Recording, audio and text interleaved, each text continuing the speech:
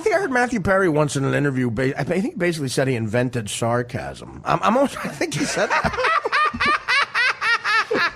Norm was on Saturday Night Live. Norm tells the best fucking stories about some of those celebrities that went through there. And Matthew Perry had an assistant and said, he said to Norm, Matt wants to do a sketch that he wants you to be in where he talks like he does on Friends. He calls it Matt speak. And Norm said, what are you talking about? He goes, well, he invented a way of talking, the way he talks on Friends, Matt speak. And he showed him a clip, and Norm said, are you talking about sarcasm? Matthew Perry called sarcasm. He renamed it Matt speak. Hilarious. And Norm goes, you're talking about sarcasm? What about the black odd couple, Gil? They should have just said to him, oh, that was really good. I think one of the younger writers said, I think Matthew Perry is a genius. And I think that's what it was. And Norm said, is he good at math or something? Harvey Weinstein was holding court. He was talking about he had seen that scene of alternative comedy, and he'd seen somebody that everybody was kind of at that moment was the king of that. That's all. And Harvey Weinstein, I've been seen him at work. He's a very obnoxious, he just yells shit out that he thinks is brilliant, like Stephen Wright jokes or something. Right. You can't have everything. Where would you put it? Stuff like that. So he goes, he says this guy's name, and Norm's sitting there. He's on with Lorne and everybody, and and Harvey Weinstein says this person's name and goes, I think Sons is a genius. And then he looks at Norm and goes, Norm, what do you think? And Norm goes, is he good at math or something? And I thought, okay. All right, Artie, first things first.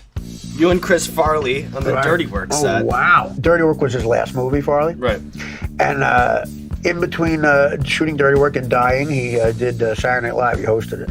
So Norm said he's out of control. You got to come to the after party to help me watch him. That's how out of control he was. I was asked to watch Norm him. Macdonald and Artie Lang are babysitting. Yeah, exactly. Right. So Norm leaves for a couple of minutes, and I see Chris disappear into a bathroom with Andy Dick. True story. 5 minutes he's in there. He comes out giggling. Norm comes back and goes, what's going on? I go, bad news, man. He went into a bathroom with Andy Dick for 5 minutes, and, there's only two reasons a guy goes into a bathroom with Andy Dick. And neither one is good. And without missing a beat, Norm said, holy fuck, I hope he's high. So, good news, he was high.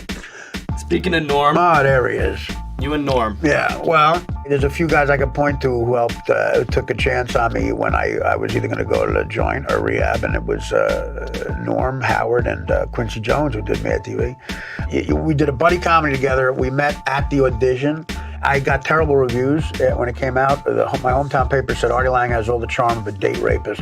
True story. That's what the guy said in the review. So Norm said to me, hey, man, that's fucking great. A date rapist has to have way more charm than a regular rapist. He does things that are so ballsy. It takes a lot of risks, and it makes him fun, but also makes him very dangerous. One more for you, Artie. There you go. There's no one better to talk to about show business than Norm because he's brutally honest about it.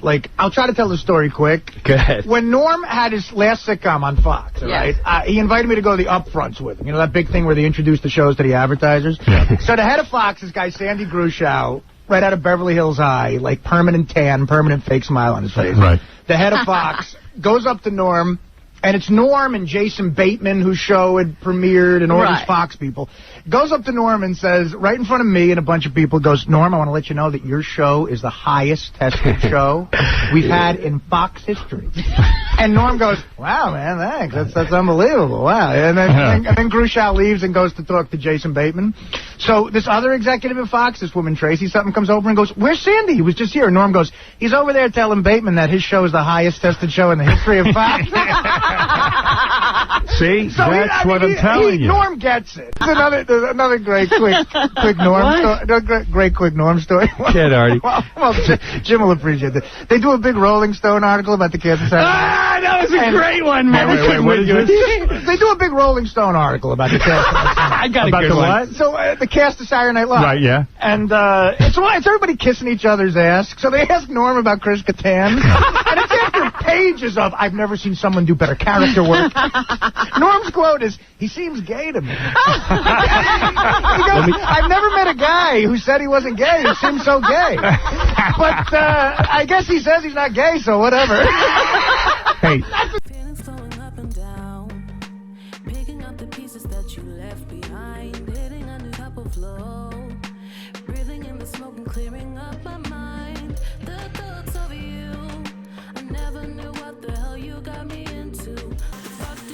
I love that. You want to hear? Go ahead. Go ahead. No, you go. We're on SNL one time, right? This is what Norm just didn't care about anyone. This a quick story. Pamela Anderson is on it. Every time a hot chick would come on, Catan would go over the top and like, oh my God, he'd write a sketch. We're gonna make out. Right. She's hot. She's with Tommy Lee Hammer. Back off. Yeah, right. I mean, come on. So he writes a sketch, and they do this sketch where it's the Twilight Zone when everyone's in pig face or something. Right. So that's the goof. So me, Catan, we're all in it, and Norm is the guy who's got to go, imagine if you will. And Norm doesn't read sketches, and he's a pro. Right. So he would rehearse it and go, hey, imagine if you will, second time, and Catan would go, oh my God, you don't even sound like him. Why would you do that? And I would stand and go, Norm, you gonna hit him back? Like, you gonna say something to him? You just gonna take that from this guy? Now we go to a dress show, which has an audience, and it's being filmed. Right. And again, he starts punking into Norm on the set. Right. He's going, oh my God, Norm, you gonna do it right? It's my only sketch. Right, you don't sound like Rod Serling. He's like, hey, imagine 10, 9, and we're on. Hey, imagine if you will. And he knew the deal. Right. Now we go to air. And Norm still hasn't said nothing. Every time Catan would say something to him, I'd look at Norm like, hey, man, you're my hero. What's up? Because if you're not going to say something, I will. Right. And sure enough, he'd give me like a wink. I swear to you, he'd give me a wink. I'm like, I don't know what's going on. Live Air comes on. And I'm like, 20 seconds to the Twilight Zone sketch. He starts up again. We're mic'd. The whole audience is listening. He's like, oh, my God, Catan. Norm, you better sound like... Oh, God, Pamela, you're so hot. Norm, Pamela, I can't wait if you ever get rid of... 10 seconds! Norm turns to Catan. Right for his head, he goes, hey, Pamela, did Chris tell you he's gay yet? And he's got all this rage because he likes being gay. Everyone, why don't you just say you're gay and you wouldn't have all this anger and be a pester? 5 seconds! And you wouldn't have all this rage and try to interrupt everyone's sketch because you suck this week. And we're on! Imagine if you will. Like, there's my hero. There's my hero. See, he knew to save it for the live air. Saved it. He saved it. Nice. And Catan sank. I couldn't even get my words out.